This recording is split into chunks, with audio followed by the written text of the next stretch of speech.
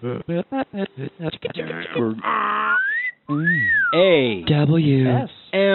Radio. Damn, that was good. Hello, welcome to AWSM Comedy Radio, pre-recorded live in an alley next to a Popeyes in front of a generator as part of Chicago Fringe Festival 2017.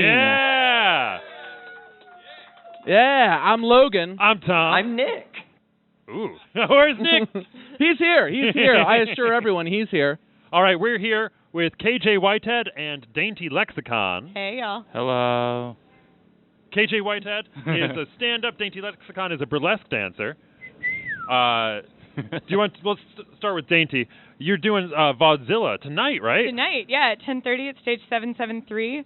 I am a firm believer in the beauty of like classic burlesque, and God bless the people who do it. I am not one of them. I am a nerd-lesker, so tonight I am doing a Snoopy-themed number, if that appeals to you. That does. So what defines nerdlesque to you? Do you feel like it's your specialty? Portmanteau between nerd and burlesque. And the magic of nerdlesque is like it's everything you love about nerd culture, which is vast. I have seen Batman numbers. I have seen a number that was a reference to another podcast. Somebody did a Night Vale number. It was great. That's a good podcast. I recommend that. Thanks for... Oh, we got somebody on lights out here. Thanks very much for the lights, too. Also, the magic of all burlesque is stage names. My favorite boylesque name, shout out, he's a nerdlesker in New York, and his stage name is Dick Move. Dick Move? Dick Move. That's good. Wherever you are, well done. So would you say that classic burlesque maybe doesn't have quite as much comedy involved, or like the references maybe not as strong? It's just not like super character and narrative driven the way that nerdlesque is. Nerdlesque, you're almost always guaranteed to be like, I am telling you a story while I get naked. Cool. Yeah. That's great. And you performed for Fringe too, right? I did. This alley next to a Popeyes is so familiar to me. I and a band of intrepid souls did a show here on Thursday night, and we lost power for 3 minutes, but we soldiered on. Shout out to Kevlar B. Lightning, Miss Pixie G. Gordon Libido, all those folks that made it possible. It was a great show, and we like scrapped it out. I refer to it as the guerrilla warfare of burlesque. Good Lord. Ooh. What do you think the odds are that we'll have one of those issues? A power outage, or yeah. like one of us will start stripping? No comment either way. Zero comments. All right. So, KJ, you've got a show coming up called America's Dead, Let's Party, right? Yes. The last time I was here, which was probably back in late January. Yeah, it was around late January, early February. You mean the last time you were on the podcast, or the last time you were in an alley? The last time I was in this alley. The first time I'm in this alley, and last time I was in the podcast. And I had the first episode of America's Dead Let's Party not too long after that. So right now we're on show number 4 of America's Dead. So I'm excited to have it back. We were on a little hiatus for a while because we had trouble with spaces and trying to schedule comics, but now like the show for right now is held at my apartment because I've always wanted to have a house show. And now we have like Black and Brown comics coming out and other queer people of color at that, and that's something I'm really excited about. Cool. Absolutely. Awesome. And you've also got a show at Art and Cultures Club? Yes. Art and Cultures Club sets their shows up every Thursday with a different theme, and this upcoming theme that I'm performing in at the end of September is Africa. And that's something that they have only opened the submissions up to POC performers, and that's something that I'm still excited about. So Nick is a much more he's a better host than us, and he's a nicer host than us.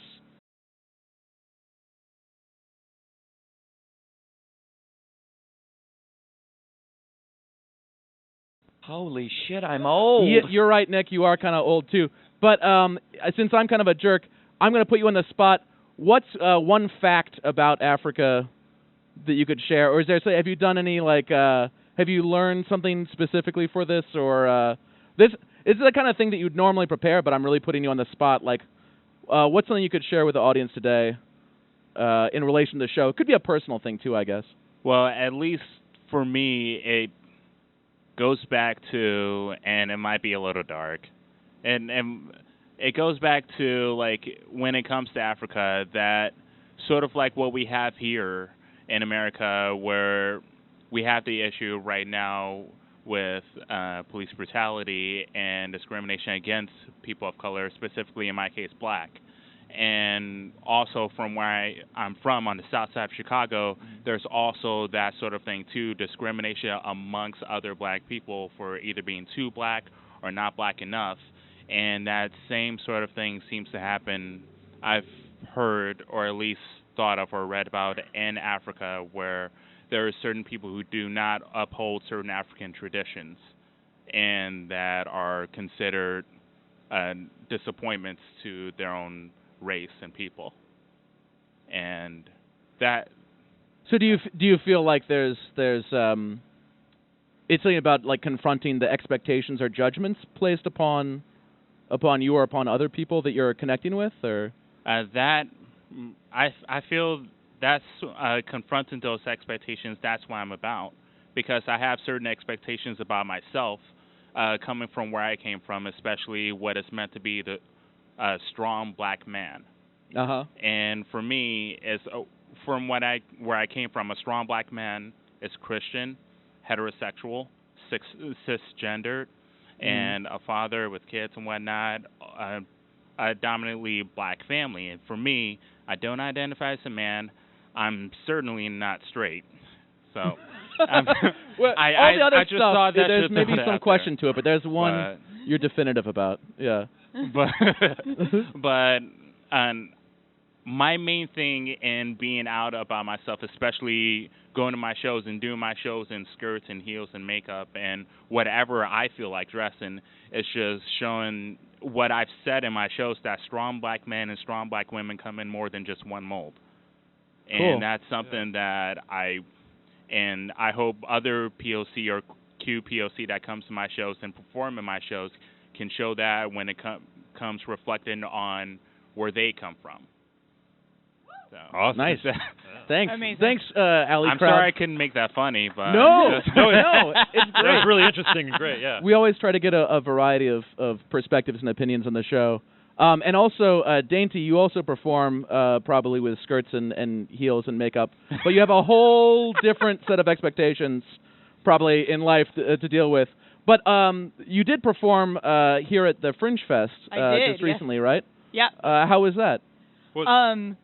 So this is my first venture as a producer performer. I booked all the acts, I did all the background work, and I performed.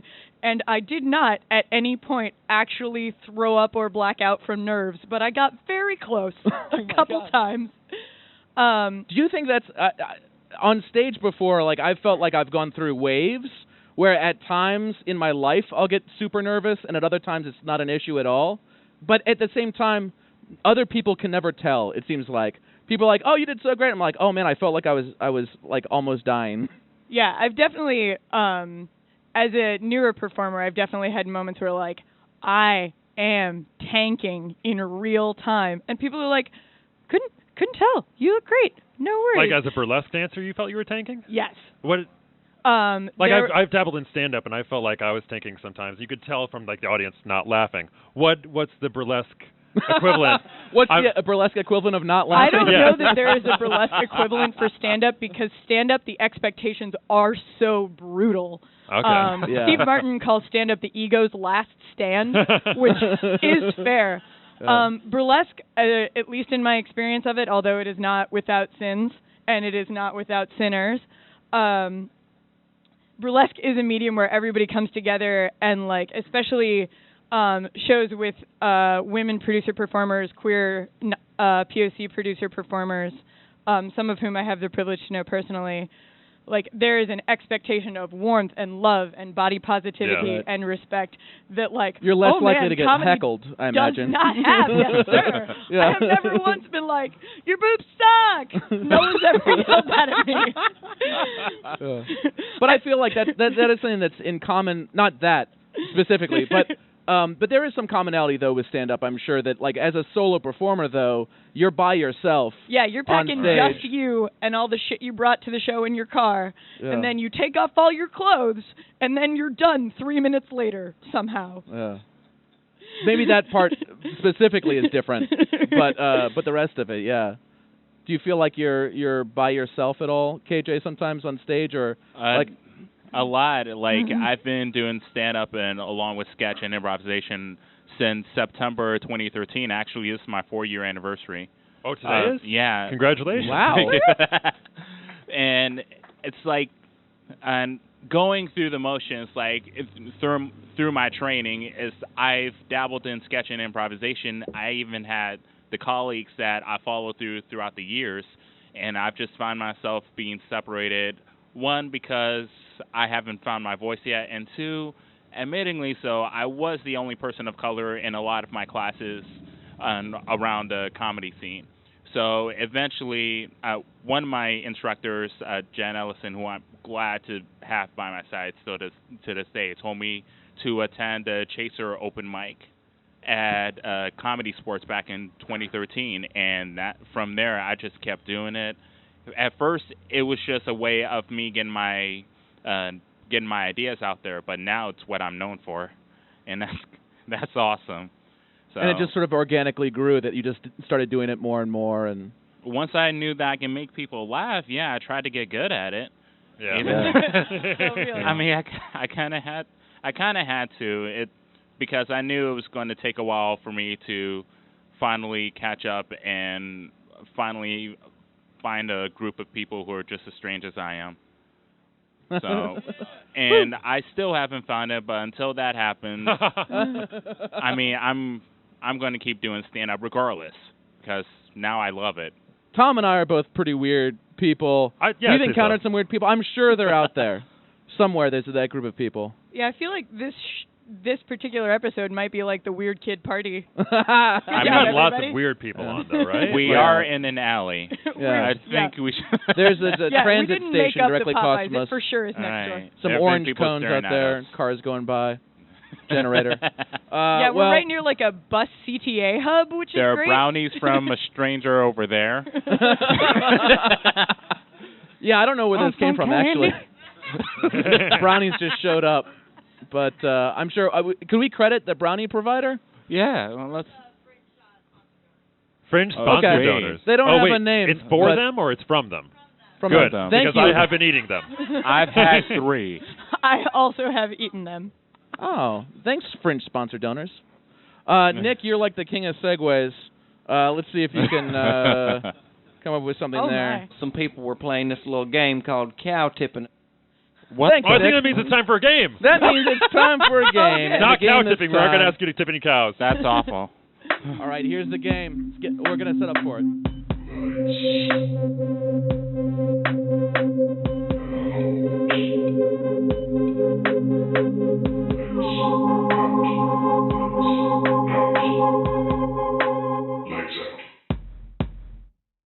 All right, so this is a game called Lights Out, and as you heard from the creepy introduction, it's going to get weirder. It's about to get weirder.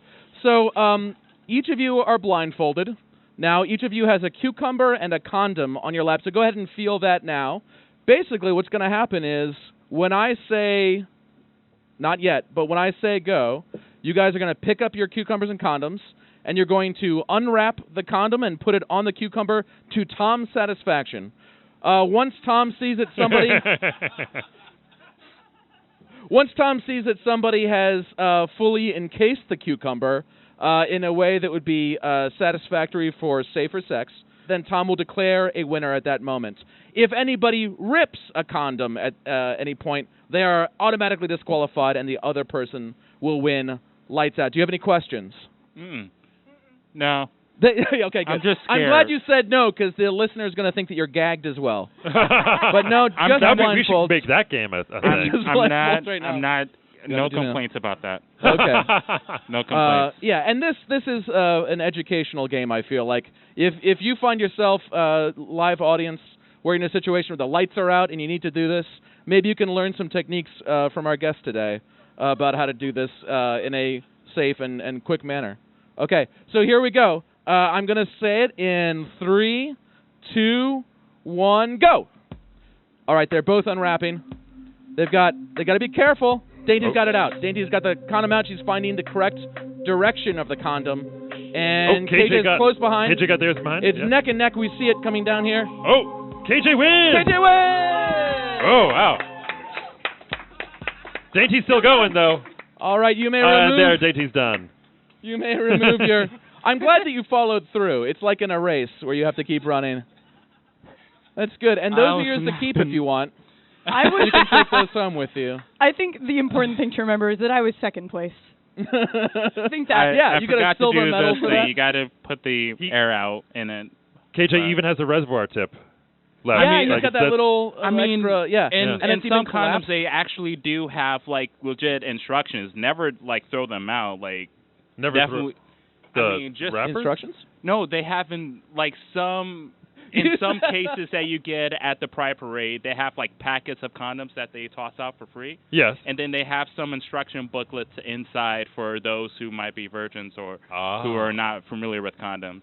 Right. So you're saying never throw away the instructions because they could be useful for people. I think so. Yeah. You're not saying never throw away the condom itself, because I feel like after you've used it, you should throw it out and not keep a collection of them.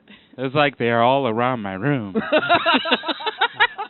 No, definitely use. Oh my goodness, it's beaded too and ribbed and. The condom, we happen to have condom is beaded, not the cucumber. Not the cucumber. We're sponsored by Lifestyle's Thrill Condom. How much did these cucumbers cost? I'm only curious. Yes. Also, I want everyone to know that on this wrapper, it refers to this condom as not being bumpy, but being studded. Studded. Oh yeah, that is the term. That is the term. These are. I'm glad we did this. Oh yeah, I'm glad. I think we've all learned something. It was a whole journey to get. Do we guys still do the Tom KJ post? and I are different now. Oh my goodness! Oh my goodness! Almost forgot. Tom kept looking over at me. See, this is Nick. You were the one who was supposed to introduce Tom post. I think you're just being humble. No, you're right. It's my job. Where is Nick? He's here. He's right here. I don't know why you can't see him. But Nick normally hosts the show, and he would definitely remember the Tom post. It's his favorite segment. And I'm okay with it too. Everything's better when Tom posts. Everything's better when Tom posts. Like compost. So the premise of the Tom post, for those of you who are new, is that I sell things on Craigslist to make money, because I like money and I want to get rid of my things. So here's a post I'm going to put on Craigslist. Snake oil for sale. Is your pet snake just too dry?